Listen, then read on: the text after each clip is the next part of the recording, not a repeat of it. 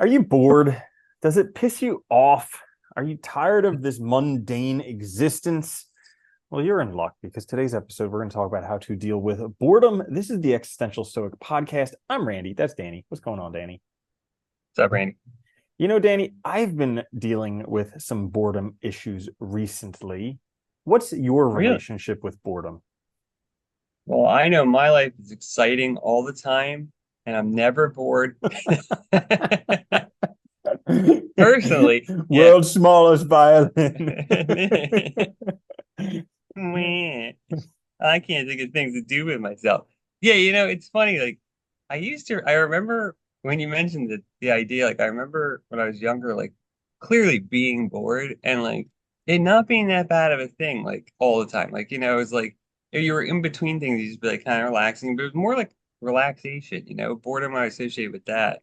And now, there is this frustration. It's and I think part of it is because I need to relax, but I also have this impulse to want to keep doing stuff. And so you're fighting with yourself. So instead of just being bored, you're really stressing about everything else that you got to do, or you should be doing instead of really, you know what I mean? Does that make sense? Mm-hmm. Oh, it makes 100% sense. I'm right there with you. It's like this annoying boredom. It's not just boredom itself. Yeah. It's like this annoyance that how dare I have a free second where I'm not doing something? What could I possibly relax for a minute? No, that's terrible. I'll never achieve all that I'm supposed to if I am not busy all the time. Well, that's just it too, right? It's that idea, if I'm not constantly doing stuff, this is all going to fall apart and it won't make it and it won't be fast enough and I'll miss something. And it's you don't relax. And I think I do wonder sometimes, if it's I don't know how you feel about this, but you hit that point where you really need a break, almost burnout, but you keep telling yourself you need to do stuff, and that's really where it gets the worst for me. I know I need to relax, but yeah. Yeah, because usually the only times that I really take off is when I'm sick, and like really Which sick is or really in which is pain. not a Yeah. break. No, Yeah. not at No, all. I was thinking about that the other day because even when I ostensibly do travel and take trips, I usually still bring bring work and still do some stuff. Usually I try not I don't do as much obviously, but still something and it is difficult. Mhm. Yeah. We screwed Yeah, ourselves up real bad, making ourselves think that we have to constantly achieve things and do stuff. yeah. So, it used to be where I remember what you were talking about as a kid being bored because there was only so much to do. Like you didn't have this endless list of stuff. If you were bored and you were in your house, and especially on like a rainy day, Oh there's yeah. only so much you could do. Yeah. Or you just Oh stare dude, out the window. I used to remember summer would feel so long, and it would be great at first, and then midway through, you start to because your parents obviously have stuff to do still, so they can't Mhm. keep you occupied the whole time. So it's yeah, there's this boredom and trying, and then you have to figure out what to do. But I think it's a good time too for creativity, for imagination, for trying new boredom can be a really good stepping stone to doing stuff that you normally wouldn't do, trying new things, being creative, all of that. And I think we don't give ourselves enough time for it to really take that break too. Yeah. And so I've been touching boredom recently. I haven't actually stepped into it. I've been touching it and like when you touch something really hot or really cold, you're like, ah, no. And that's basically because I've come from being Block it very, out, very move on. yeah, I've come from being very, very busy and I'm on like the precipice of a little bit of boredom where I don't have something to do 24/7 and it's just like repulsive. Yeah, you might need to take a break. Yeah, Um, you know, maybe. I yeah. heard Well, I something. mean, no, Oh, yeah, go for it, no, go Danny. ahead. Oh, okay. I was gonna say, I mean, do you because I know you're reading stuff every day and all. How much time do you take for stuff like that? For downtime type stuff, like reading, Dude, I've been trying meditating, doing. so hard recently to increase that, like painting miniatures, playing video games, reading, watching series on like whatever, like trying to do anything other than what's ostensibly work.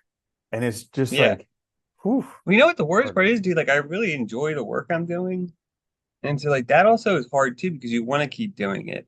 and you want to like, or like it's hard to turn off your brain. So like, like I will like take time to relax. Like the other, like this happened literally yesterday. Sitting down to watch TV. It was like night. It was like 9:30.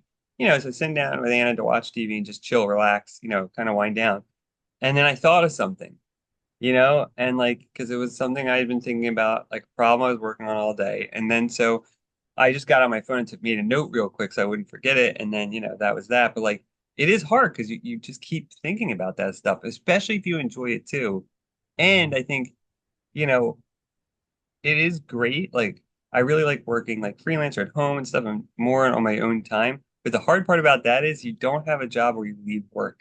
Mhm. You're effectively always in your workplace, and that makes it, you have to manage that time really carefully.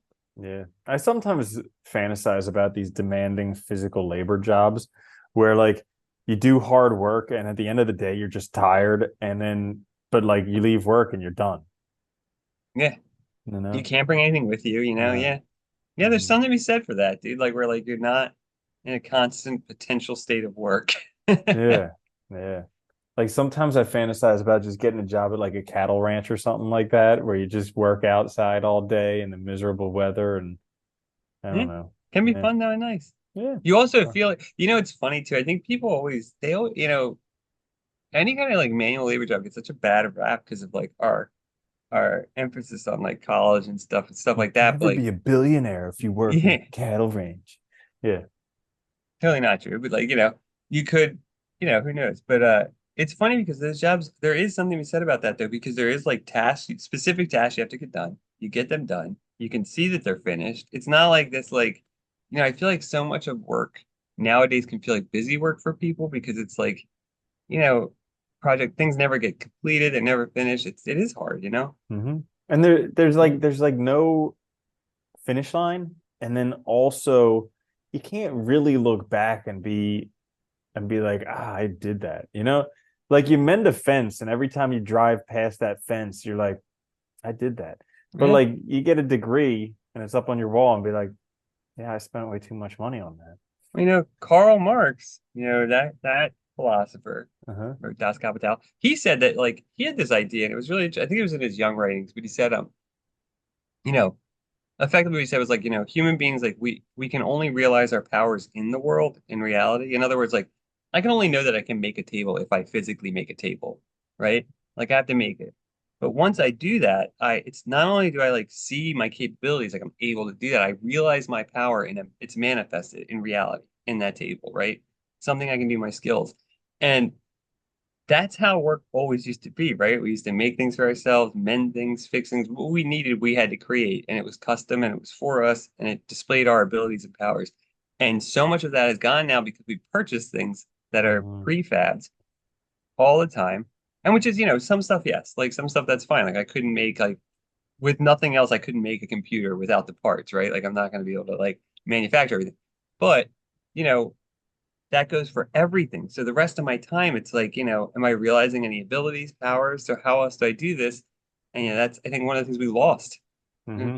Yeah, it's a great point. I just listened to this book called Scarcity Brain, basically talking about that same thing where, Yeah. when we have to come up with something in order to solve a problem, it's very rewarding for us. But now we just get caught in this, I'll just buy something and it's not fulfilling. No, dude, I have probably mentioned this before, but like I remember I made a little uh like end table in high school in wood shop, and I still have it, and it's awesome, and I love that table, and I bring it everywhere with me because it's like my favorite table, and like because I made it, and dude, it's so well made, it's like never gonna break, and if it did, I could fix it. Hmm. Like, something to Yeah, be said about that. that's true. Yeah. So, what I was going to mention earlier was so Hmm. I heard that like Olympians, the reason that they're able to become Olympians, yeah, is because they're able to deal well with boredom. Because like in order to become Olympic caliber athlete, you need to do the same boring thing over and over and over and over and over and over and over. And it's like I struggle with the mundaneness of doing the same thing over and over. Like, like every day waking up at the same time, doing the same morning routine, eating the same food, wearing the same clothes, going to the same place, doing the same this, doing the same that. And it's just like I struggle with that. Yeah, it's hard. I mean, it's hard to feel like, you're not just taking things for granted and going through the motions and stuff like that. And I think the Olympian thing, I've heard that before about the Olympians and like top athletes. And it's a tough one because on the one hand, I think like, well, Olympians tend to be very, obviously, you're very young. Like, most Olympians are what, like Less 16 than to 18, 20? yeah. Uh-huh. Yeah, usually. Yeah, they're really young. So on the one hand, that also I think contributes to their ability to do it. But it's also, I think, having that like larger goal that you really, really want that justifies or gives meaning to all those activities. And Hmm. so it might just be like, reminding yourself of those goals that you have that are like originally motivating you to do these things and reframing things rather than getting, because it sounds like, I do the same thing too when I get like that. It's like you start taking for granted or getting like complacent about things that really did excite you because you're focusing too much on the mundane every day rather than like, what it's for. Mm, yeah. It's also a challenge to be an Olympian because, like, could you imagine the pinnacle of your life happening It's like before you're 17. 18? Yeah. Yeah. It's Oh, like, dude, no, I've read yeah. so many things about that though, where afterwards they struggle because it's like, you know, dude, think about it. If even if you didn't, but if you won a gold medal or something in your event at like 16, what do you and all you've done from like 2 to 16 is that every day, all day. Like, what do you do after that? Very difficult. Mm, yeah. Yeah. Yeah. So, but I'm yes, I've just been dealing with a little bit of boredom recently, coming up against it. I'm kind of leaning into it a little bit more than other times because I recognize that there's nothing, it's not like harmful. It's just being No. bored. Yeah. Sometimes I think you need a break too. You need to give your brain a chance to like do other things. It's a chance to like just let your brain either rest or like explore or whatever. And maybe like I'm telling you, dude, like I think I mentioned this before, but like I've been scheduling time to like do certain hobbies now to make sure I do them. That's been great, dude. You should try that. Like, your Hmm. miniatures and stuff, just be like, Yeah. I'm gonna do that for this time for an hour and just Hmm. stick to it. Yeah. I've been doing that with the photography recently. Well, the weather shifted a little bit here, so not as much the last couple of days, but that's okay. I've been doing as many days as I can when it's Hmm. not zero out. But Right. and then like video games, stuff like that, just because like I do notice like the time that I do work, it's much more productive too when I've taken that, given myself that time to take a break, to wind down and do remember that like, we're people, we're whole persons. We're not one thing. And I think that's part of the reason why Olympians do struggle is because they define their whole lives by just this one thing. And then it ends, and it's like, well, what the hell do you do? Hmm. Yeah. Yeah. Yeah, and also like I've been a very driven person where like I've always pushed myself extra hard to like I've considered myself as having like a very strong work ethic. So I'm like I'm always going to push myself 100%. And so You do have a strong recently, work ethic. yeah, and so recently I've been trying to uh relax that a little bit. And it's interesting because like I there's a whole bunch of stuff that I can do, but the internal need to do it, I'm loosening that up, and it's kind of like, huh, this is easy. Well, that's nice. That's also where probably the boredom's probably coming from too, right? Because you're loosening up, you're giving yourself a chance to think about other stuff. Yeah, Yeah, maybe I could do nothing for I know. now. I know. Yeah. Yeah, because I haven't let myself do that. But yeah. Dude, it's a juggling act, man. Like that balance between like staying motivated and going in the direction you want to go, and also not killing yourself and burning out is a hard balance. It is. It is. It's Because so everybody wants things, we want things to happen fast. I want it to be now, not later. Like I want things to work out in a month, not a year. And it's hard. It is. it's such a trip because like, I visualize in my mind like everything I'm achieving is so good. And like I listen to the meditations and it's like here was a guy who like literally reached the pinnacle of human existence, probably as close as you can come. And he's freaking Yeah. gone, dead, over. Yeah. So it's like, And you so will know, we be one day. yeah, and it's like a mind trip because it's like no matter how good you do, it's still temporary and it's still going to pass. It's gone. That's what I love about the existentialists. It's like they all realize that like very early on, like that, like, dude, it doesn't matter what you do. Like it all is gone at the end. Like you don't take anything with you. And in fact, none of it means anything after you're gone anyway. And you can't control what it means.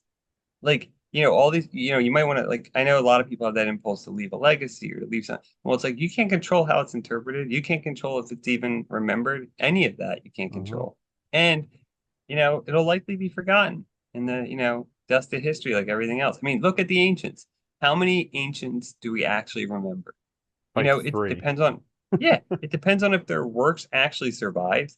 It depends on, how popular they were. And I think a lot of it has to do more with just the fact of whether stuff happened to survive or not, right? Because it's the only way we're going to know about them. Hmm. So yeah, Yeah. it's crazy. Yep. So there you have it. How to deal with boredom. Should we go over Yeah, some techniques for how to deal with probably. it, or do we That'd talk probably about be a that? help. Oh, okay. I don't know, really. Leave Yeah, people we should probably hanging. do a couple. Yeah.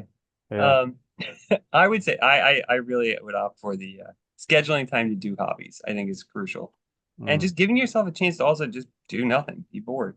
There's nothing wrong with that, like mm, leave yourself. But I think scheduling it for me has been helpful because it reminds me to do it. Um, you know, and just take some downtime and go easy on yourself a little hmm. bit. I think Hmm. that's my recommendation. Yeah, that's a good one. I like the scheduling time for it.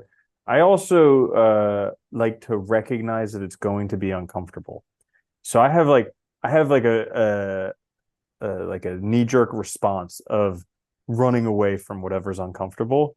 So like recognizing that the boredom is uncomfortable and then just being able to kind of relax in it. It's a good idea. Yeah, Yeah. I like that. So there you have it. How to deal with boredom. Simple as can be. Let us know down in the comments if you're dealing with boredom and how you handle it. If you did enjoy this episode, make sure to check us out wherever you get your podcasts. Also on YouTube. This is the Existential Stoic Podcast. I'm Randy. That's Danny. I'll see you later, Danny. Later, Andy.